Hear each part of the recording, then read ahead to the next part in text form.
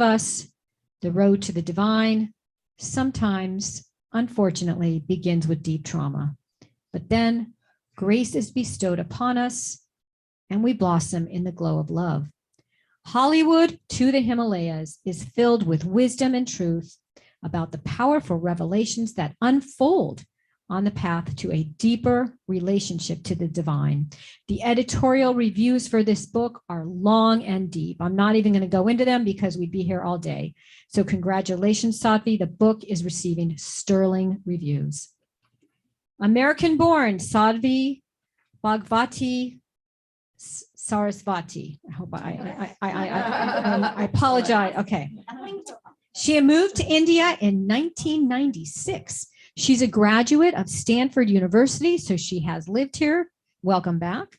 And she was ordained into the tradition of sannyas and lives in Parmarth, Niketan ashram, where she leads a variety of humanitarian projects. She teaches meditation, gives spiritual disclosures, counsels individuals and families. She is one of the world's preeminent spiritual leaders. She is the author of 4 previous books on spirituality. She serves on several committees within the United Nations and World Bank for international charity and economic development, and is a member of the Transformational Leadership Council, as well as the director of International Yoga Festival. This gal's bio is just, it's so packed with amazing things that she has done in her life, and she is not very old, so it's very, it's just incredible to me. She has traveled all the way from India to be with us today. We are very grateful to have her. She is joined by Marci Shimoff. Marci is a celebrated transformational leader and a #1 New York Times best-selling author. Yes, in addition to authoring the worldwide bestseller, Happy for No Reason, she is the co-author of 6 of the top-selling titles in the Chicken Soup for the Soul series. These are available at Book Passage. They are continual bestsellers. We can't even keep them in stock. We do have some here, though, for sale today. She is a featured teacher in the international movie and book sensation, The Secret. President and co-founder of the Esteem Group, Marci delivers keynote addresses and seminars to corporations, women's associations, and all kinds of nonprofit organizations. And over the past 28 years, Marci has inspired millions of people around the world, sharing her breakthrough methods of personal fulfillment and professional success. Here at Book Passage, we are huge fans of her work. We are just thrilled she's joining us today. So without further ado, let's give a warm welcome to 2 very talented writers and teachers, Sadhvi and Marci.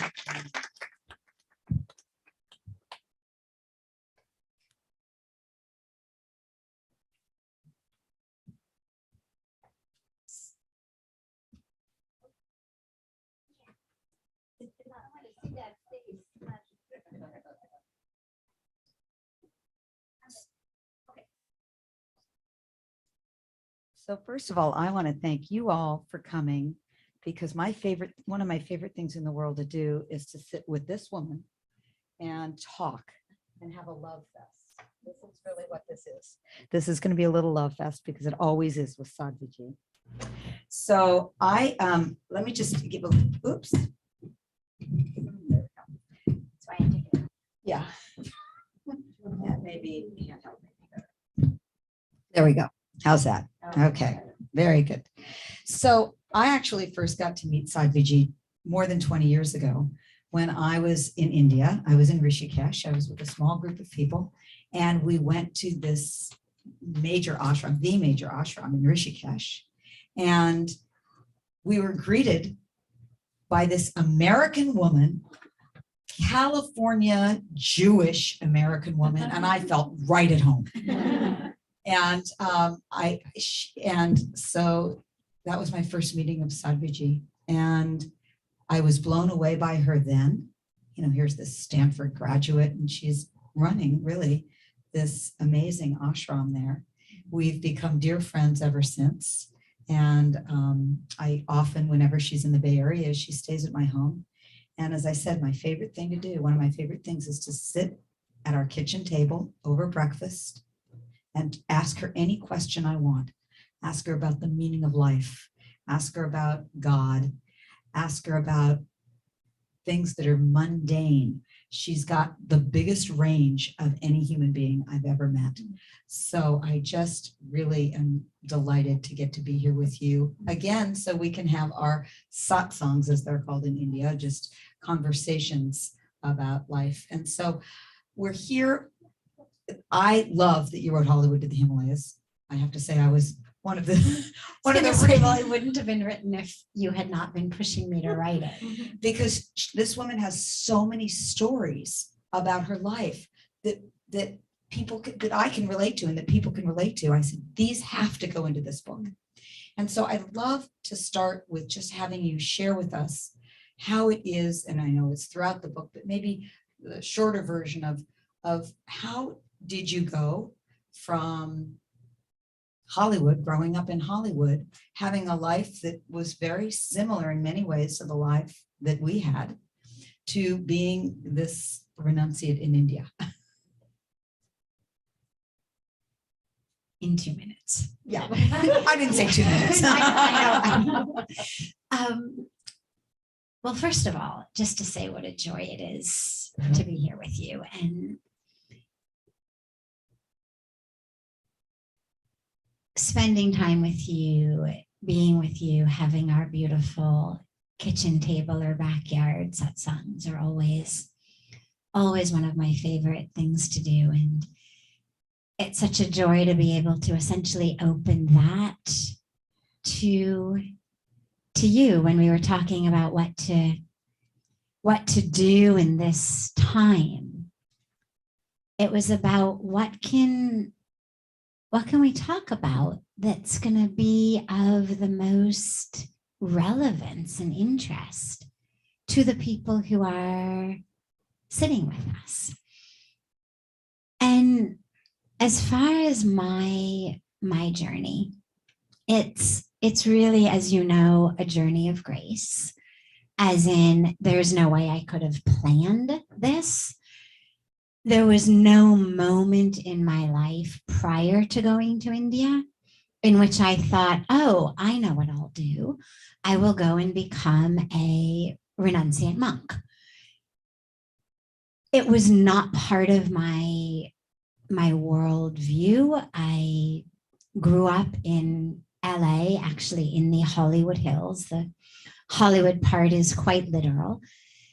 And with a mix of extraordinary blessing, extraordinary privilege, extraordinary opportunity, and really not so much fun, trauma, and challenge and difficulty, I found myself at a time where by the age of 25, I had gotten to a place where I was managing my life, which I really thought was the best that anybody could do. I mean, it seemed like this was the goal of life, is you just learn to manage it. And in my case, it was managing pain from a trauma from childhood, managing the eating disorder that I had developed with a lot of severity. I've never been someone who does anything half-heartedly. And so I had found myself in and out of hospitals with IVs and tubes and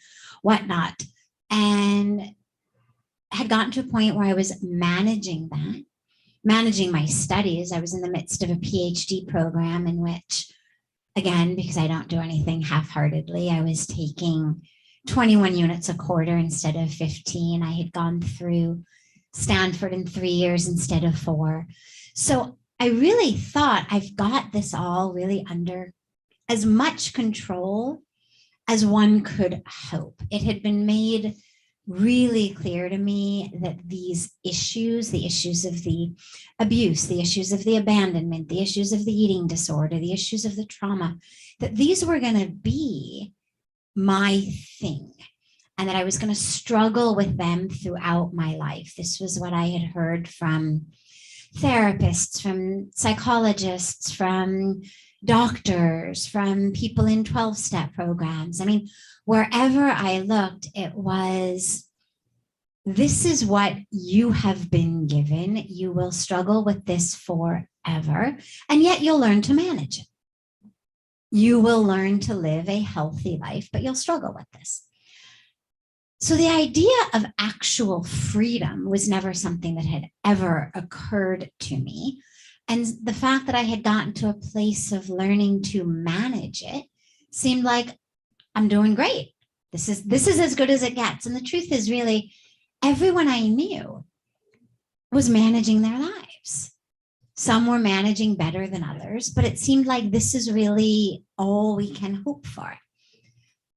And I end up in India with a backpack on a 3-month semester off of a PhD program because my husband was on a spiritual quest. I was not. I had felt, if I had allowed myself to really drop deeply into the experience, I felt unqualified, disqualified, not quite good enough, not quite pure enough for, oh my God, the presence of God. And yet it wasn't something that ever troubled me because I wasn't religious, because I wasn't even one of those who say, well, I'm spiritual, but not religious. The fact that I wasn't spiritual wasn't something that I was moving through the world feeling like, oh, this is a lack. I was an academic. I was a scientist. I had a lot of friends. I did a lot of things. And spirituality just was never something that I had felt like I need to have this. We land in India. It's a long story. I'm going to fast forward through a whole bunch of it. But we get to Rishikesh as the very first place that we traveled. And I'm standing on the banks of the sacred Ganga River, a river I didn't even know was sacred. But I've always been a nature person. And so rivers and mountains, and we were hot and tired and had just arrived in from Delhi. And I thought, I'm going to go down to the river and just put my feet in and freshen up. And I'm standing on the banks of this river, and suddenly, and this is why I say it's grace. How did it happen? I have no idea. I hadn't done anything to make it happen, including yearned for it with any conscious awareness. But I was given in that moment an experience of the perfection of the divine, of the universe, the presence of the divine. And the fact that I wasn't separate from that there was, for the first time in my life, I mean, I grew up not trusting. I didn't trust myself. I didn't trust the universe. And so the idea that there was this sacred, divine, perfect, trustworthy presence into which one could melt and merge was just not part of any aspect of how I had seen myself or the world or any part of it. And suddenly it was like this veil was pulled off of every way of seeing and knowing that I had, off of my eyes, off of my mind. And there I was in the presence of this extraordinary divine that I wasn't separate from. And I burst into tears and I fell down to the ground. And I knew that I had come home. I didn't know exactly what that meant. I had no idea where, how, why, in what capacity. But I knew this is where I'm meant to be. And in that moment, all of that which I had thought about myself dissolved. It was like suddenly I no longer knew who I was, because I realized I wasn't any of those things I had thought I was. That I was just part of this perfect, exquisite, sacred presence in the universe.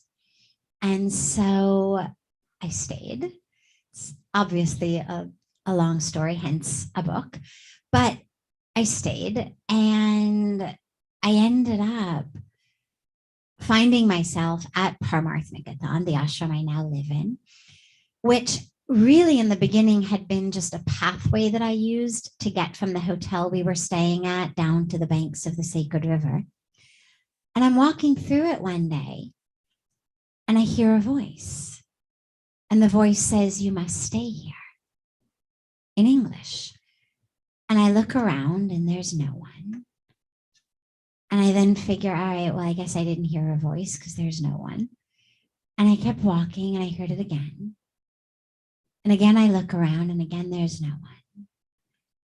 And I'm just about to ignore it for the second time when I remembered a vow that I had taken on the airplane, which was to keep my heart open, which for me, really, if there's any piece of it that I get credit for making happen, it was just keeping my heart open and just having that clarity to say, I have no idea why I'm going to India. It makes no sense. And yet clearly there must be a reason, because I've always believed in a divine plan, even though I couldn't have told you anything about the planner. And so I'm just going to keep my heart open because there's a wisdom, there's an intelligence in the universe. And so I remember that vow in that moment. And I look up and I see a sign that says office. And I go in. And again, through a series of a whole bunch of other really funny stories, I eventually find myself being allowed to stay at the ashram.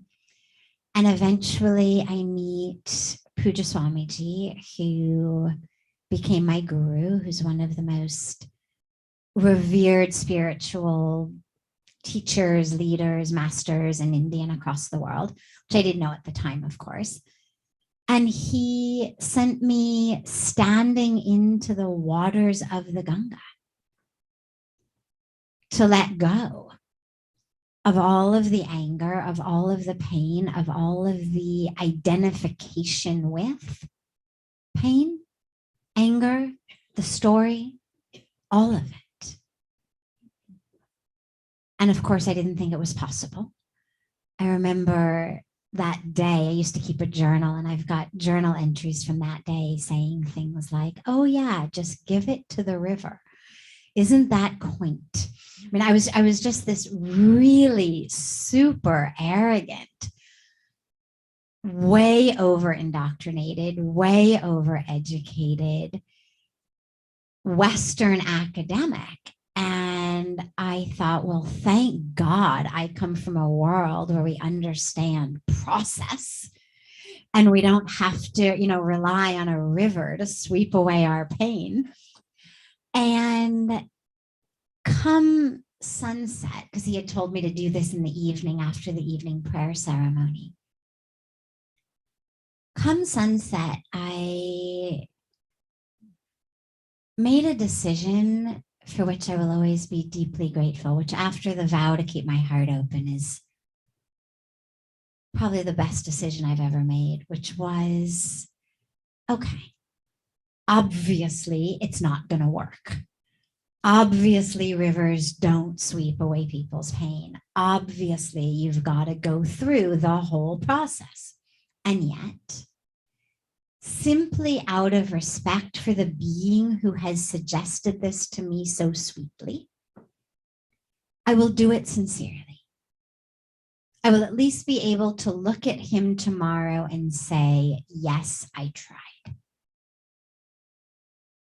And so I walked into the river after this beautiful prayer ceremony, and I stand in the river. And I hold the water in my hands as he had told me to. And I pull from within me as he had instructed all of the pain, all of the anger, and offer it into the water.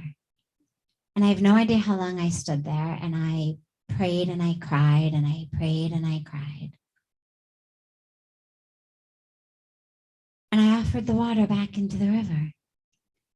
And as I finally emerged from the river, I knew she had taken it. And it's been now almost 26 years. And I spent the first few months, as embarrassing as this is to admit, but with so many of you out there who are in the field in a variety of different ways, you'll understand. I spent months trying to find it again because I was convinced there is no way that just happened. I've repressed it. I've suppressed it. It's there in some boxed off, dissociated aspect of my psyche. And while my heart and what you could call my higher truth or my true self knew it had been given and taken, my brain literally kept trying to find it. And it's so weird because you think, well, why? Right? I mean, why? And yet, because you were a Stanford PhD student, that's why. Yes. And, I realized though deeply, there's such an attachment to the identity. There's such an attachment to, well, if I'm not the victim of this or the survivor of that, well, what is my story then? How do I move through the world? And so I kept trying to find it. And of course, I could remember things. It wasn't that Ganga had wiped away my memory, but there were no longer emotional triggers. It no longer brought up pain, anger, fear, sadness, a desire to, drink a whole bunch of water so I had something to throw up. It didn't evoke any of that. And so I stayed. And again, in a story of 26 years that I'll just fast forward over, I have been there now the whole time. I mean, I go back and forth, of course, but it's been the most extraordinarily natural unfolding of a life that I never could have possibly imagined and that makes absolutely no logical sense. But it has just been the most perfectly natural unfolding. I mean, there's never been a moment where it has felt anything other than absolutely right. Well, I have to say, first of all, I've heard that story many, many times. And every time I hear it, I'm inspired. And I have to say that I've spent a lot of time in various kinds of circumstances with Sadhviji. And when she's speaking to thousands and thousands of people, when she's alone with somebody consoling them, and every situation I've ever seen you in, there is divine grace. You walk in this grace. And given that I have tried to stand in the Ganges and have that same thing happen, hasn't quite happened to that degree, I have to say. I love that you made a decision to keep your heart open. What I'd love to hear is for those of us for whom that has not happened, how do we forgive? You've had an extreme circumstance of abuse as a child, sexual abuse. And how were you able to forgive, or how would you suggest that other people forgive? And maybe you could tell the story of Swamiji. Yeah. Sure. So first of all, forgiveness. It's critical to realize that we don't forgive because what someone else did was okay. that's what holds most of us back from forgiveness is, well, what they did is wrong. How can you forgive?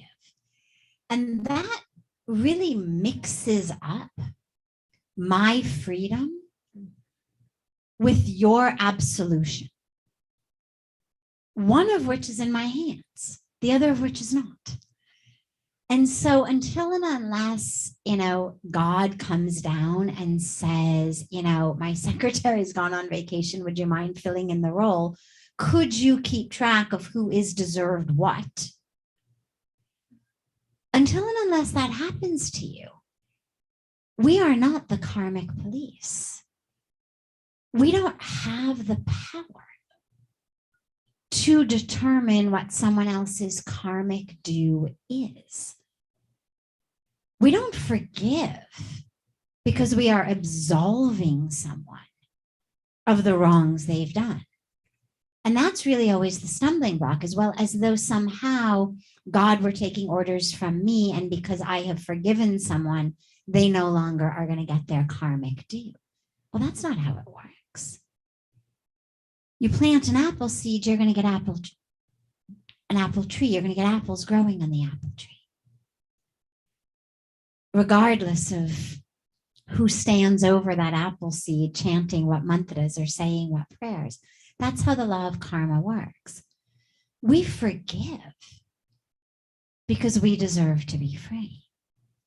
And that's the only reason you forgive, is to say, whatever you did it in ego, arrogance, fear, confusion, your karmic baggage, story, drama, whatever it may be. Why would I take the most precious thing in my life, which is my freedom, my joy, and sacrifice it on the altar of someone else's ignorance, fear, confusion, anger, pain? And so if you're looking to forgive, or you're wondering how you could do it, what I would say is, why are you holding on to it? I mean, whatever it is that you're looking to let go of, the question always has to be, well, why am I holding on to it? One of the ways that I love to think about this is, let's imagine that you just bought a brand new white couch. And you invite your friend over, and you sit your friend on the brand new white couch with you. And then you go into your kitchen and you make your friend, with your own hands and own love, a cup of hot coffee. You give it to your friend, who proceeds to spill the coffee on your brand new white couch, on purpose, by accident, either way. The friend then stands up and walks out of your house. Now, what are you going to do? It's the first thing you're going to do. Well, most people, the first thing they're going to do is clean their couch, because we understand intuitively that's going to stain. I'll deal with this guy later, or that lady later. But at the moment, I've got coffee on my brand new white couch and I need to get it up. And you're going to rush in the kitchen. You're going to get whatever you need. You're going to clean that. Now, anybody here going to chase the guy down the road and try to make them come back and clean the... I'll show you. Get back here. Anybody going to leave the stain on the couch so that next time that person ever comes over, you can say, look what you did last time. See? Or to show everybody else who comes over, look what this person did to me. Can you believe it? And I mean, I had just made a cup of hot coffee with my own hands with love. Look what they did. When you think about it like that, it seems absurd. But actually, that's the metaphor, right? I mean, we all understand my couch needs to be cleaned. but we don't understand I need to take care of my heart. I mean, somebody stains your heart, they hurt you, knowingly, unknowingly, on purpose, by accident. It's ultimately irrelevant as far as the couch/heart is concerned. And what most of us do is we hold on to it.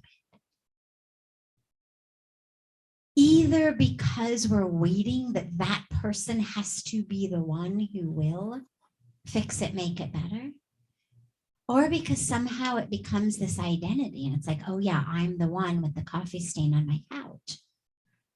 But ultimately what we end up with is a festering wound that we have to live with. I mean, that couch is in our living room. The heart is in us. And so if you've got something to let go of, to forgive, ask yourself,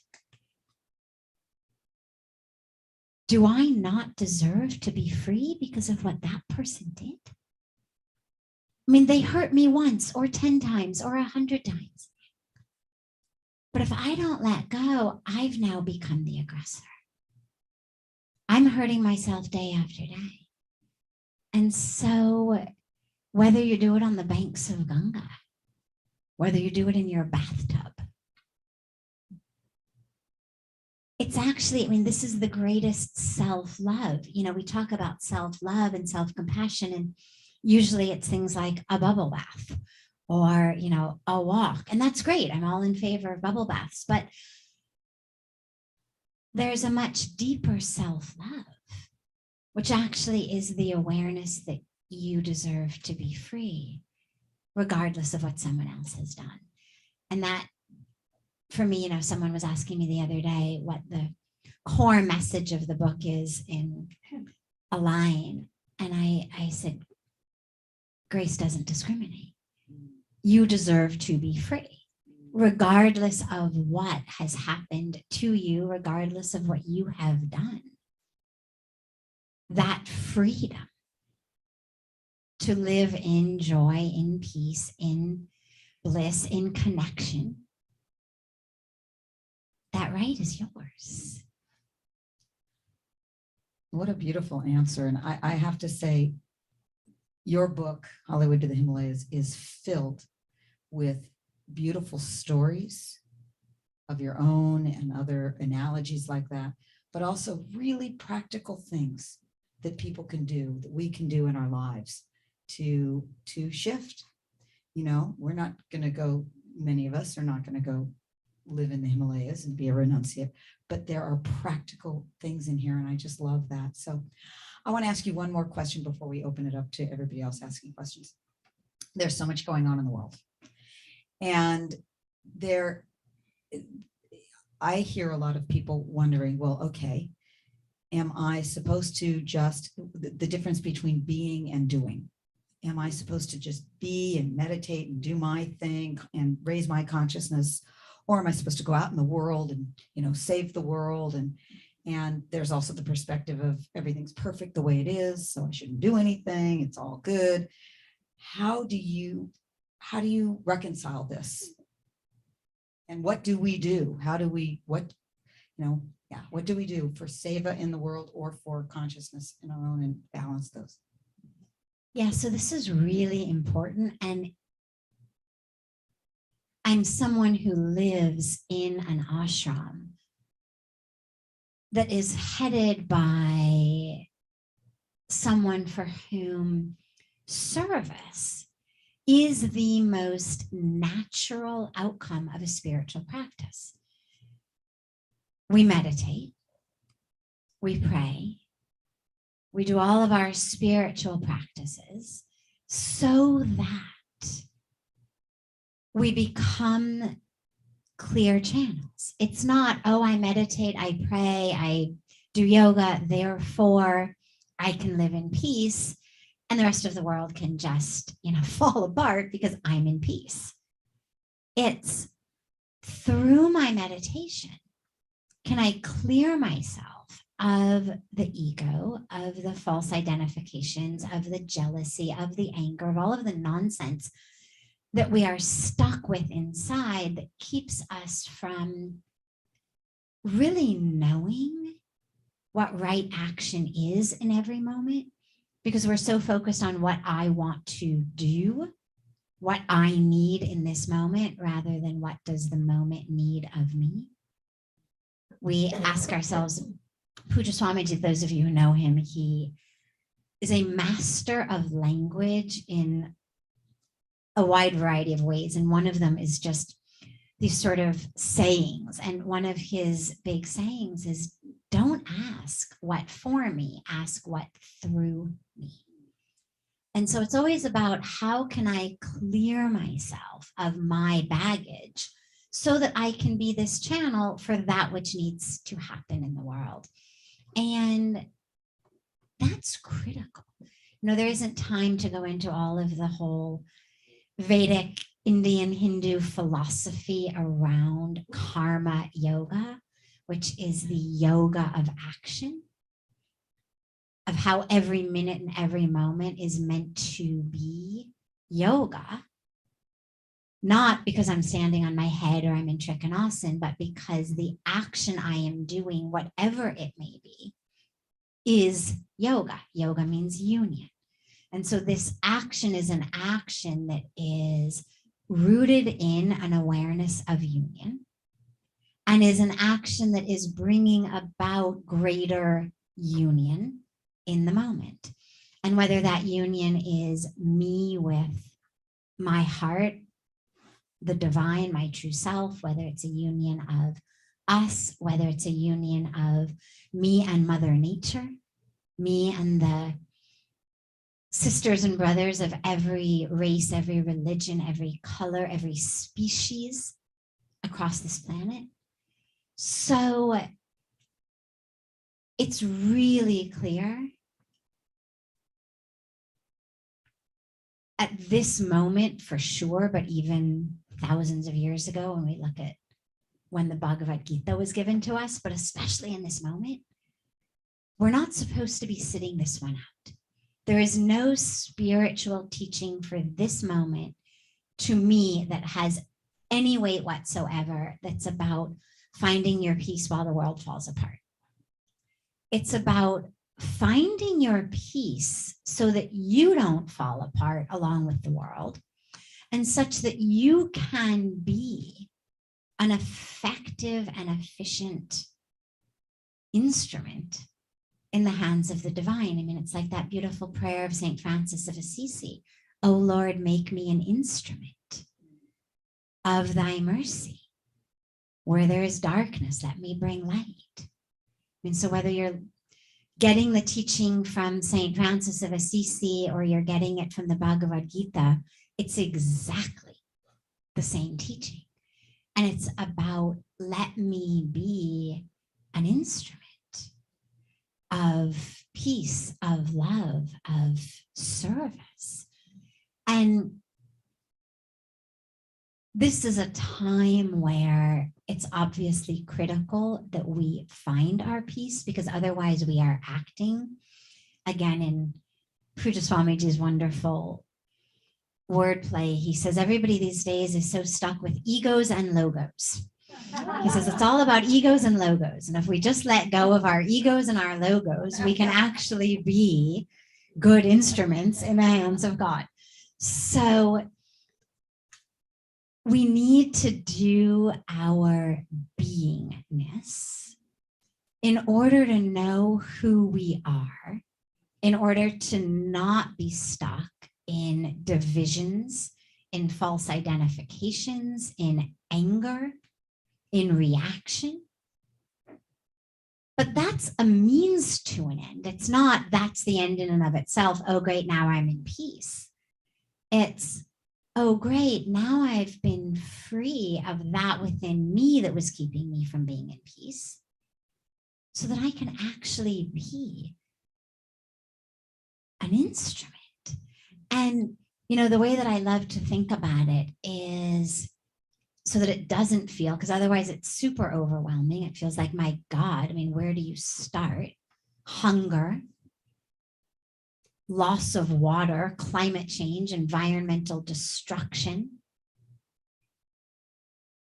issues of othering and division and discrimination, healthcare, gun violence. I mean, like, where do we begin? And the way that I like to think about it so that it doesn't feel overwhelming is, if you think about walking down the road and you trip and you injure your left leg, well, the right leg is going to pick up extra weight. And it does it automatically, and we call it limping. And it does it because it understands that the left leg is self. And you don't have to say to it, oh, great, wonderful humanitarian right leg, you know, between the hours of 8 a.m. and 11 a.m., would you mind picking up some extra weight? I'll give you a gold star for humanitarianism. It just does it because it knows the left leg is self. And if you injure that left leg week after week, the right leg never says, oh, you know what? Enough. Enough. I'm done. Tell this guy to pick up the weight. And if after hurting your left leg, you end up with a stomach ache a few days later, and then maybe a headache, then maybe something else happens, the body keeps responding. And it never says, you know what? We did the injured left leg, we did the stomach, we did the head, we are done. Like, come back on the 1st of next month. It's just going to keep responding because it's all self. And that's where the spiritual practice is so critical in the beginning. That's where the meditation is so critical, because when I rise from my meditation cushion, the experience is one of oneness, of union, such that whatever it is that the moment is presenting me with, is it hunger? Is it thirst? Is it someone who needs a shoulder to cry on? Whatever it may be. Does someone need a toilet?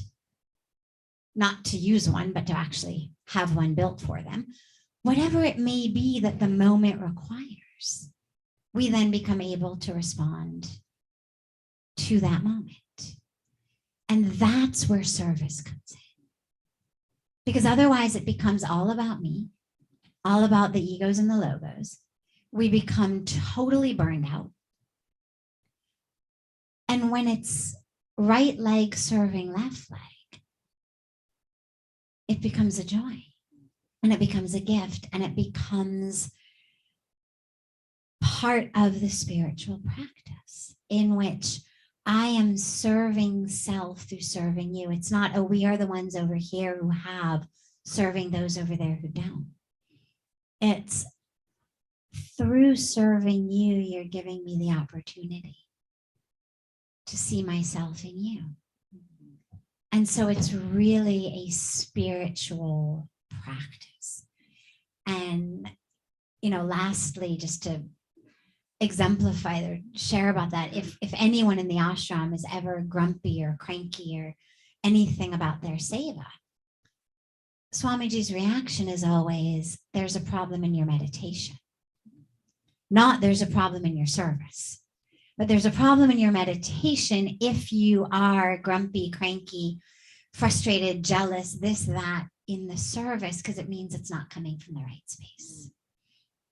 So every one of us right now needs to stand up, needs to be those instruments, but stemming from our place of peace so that we don't lose ourselves, and so that we're actually able to be efficient and effective in bringing about the change that we need.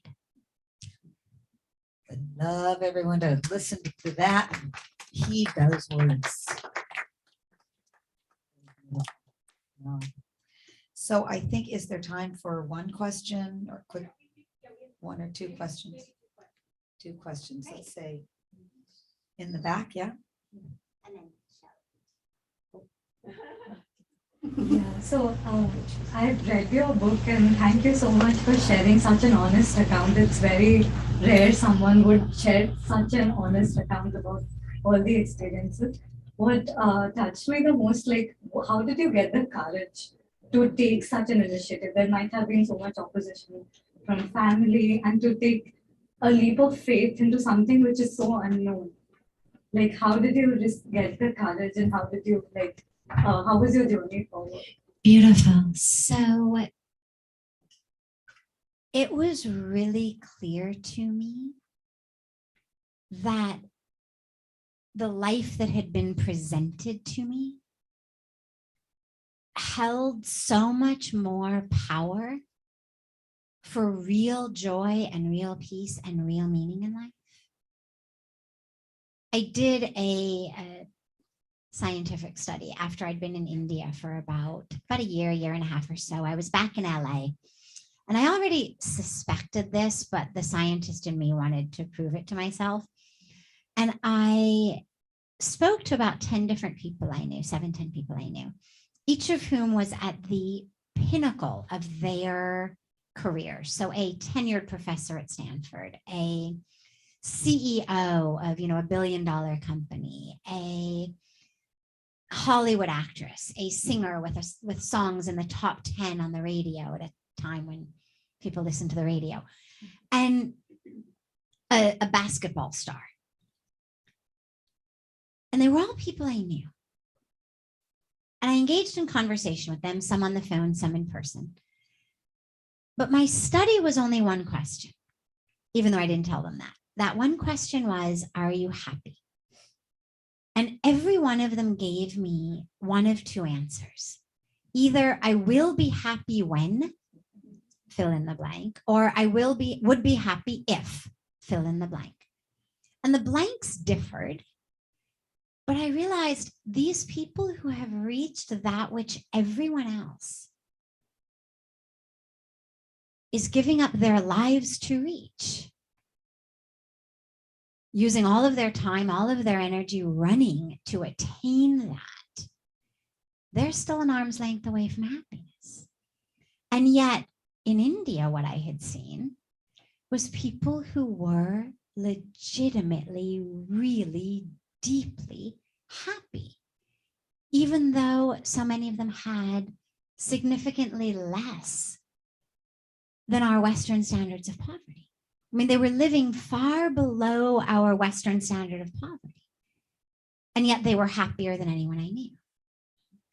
And so I have to be honest and say it wasn't really courage. It was really a decision, like everyone makes a decision of what's the best path here. And for me, it just was so clear that this is a path that was going to bring me the possibility of, I mean, I already had experienced it with these ecstatic experiences, but that was going to bring me something that was so much deeper than what I came from. And in terms of the courage around sharing, as you mentioned in the first part of your question, I realized that it was critical. And yeah, there was a lot of pushback. I had people say to me, you've spent 25 years getting the impact, the influence, the acceptance, the platform, the role of who you are today. Don't you think you want to remove the sexual abuse part? Because that could really impact how people think about you. I mean, you know how India is. And I realized I wouldn't know the woman who occupied my body if I did something just based on how people would think about me. It's just, it has never been me. But on a more global level, I realized it was critical because we've got these spiritual masters like Swamiji who came out of the womb like this. I mean, he came out of the womb like this. his household childhood nickname was Sadhviji, which is like the respected, revered saint. I mean, he was 3. And his family members are calling him Sadhviji. So we've got these stories that are inspiring, but they're not necessarily stories that make people feel like, well, if he did it, I can. I mean, it's very clear he's cut from a different cloth, but I'm not. And I realized how critical it was to bridge spirituality and humanity. That people, and that's why, as I referenced earlier, I would have said the one-liner was grace doesn't discriminate, that whatever you have experienced, however you think, however your psyche operates, do you experience anger, pain, lust, fear, greed? Okay, well, that doesn't disqualify you from being spiritual.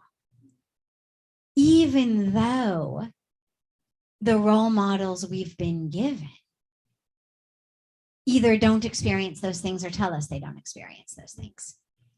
And I realized it was so critical because I had been given a story that was so different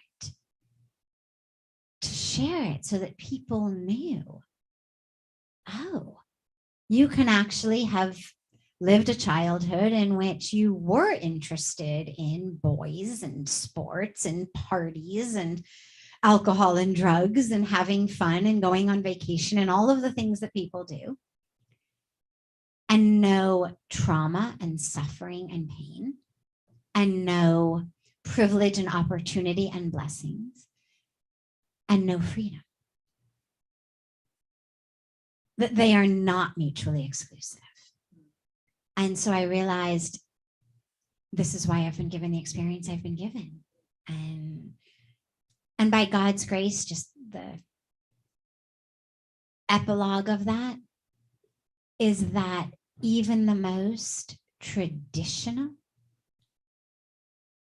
religious leaders, pillars of traditional Indian society, about whom I thought, oh, okay, so maybe there's going to be some lost relationships here, have been the ones to come forward first, effusively, saying to me, sometimes with tears in their eyes, thank you so much for writing this book. Thank you so much for having the courage to do it. I am so impressed, proud of you, choose between who it was who said it. And it's been just so unexpected and so extraordinary.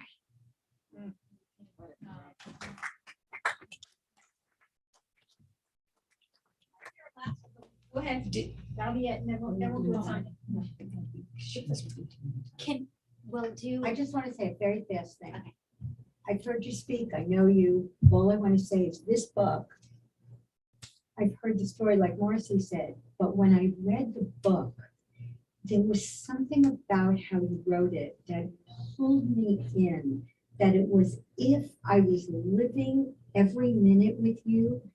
And not only does it read like a novel, but you will grow in a way that you have no idea. It stayed with me for a very long time. So that's It's the book.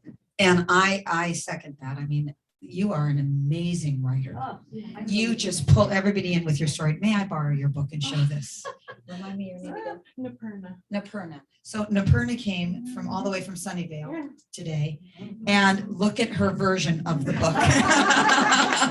Is that fantastic? And it is so compelling.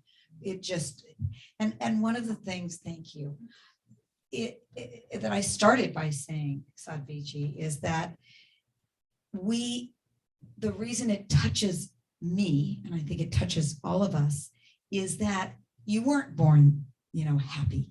You weren't born with that. We can relate, and you bring your amazing wisdom, your beautiful open heart that has stayed open since you made that commitment on that airplane to India. I've never seen it not open. And your brilliance in writing, you bring all of those together in these pages. And I adore you. I love you. And I hope that you all get to experience Sadhvi through these works. Yeah.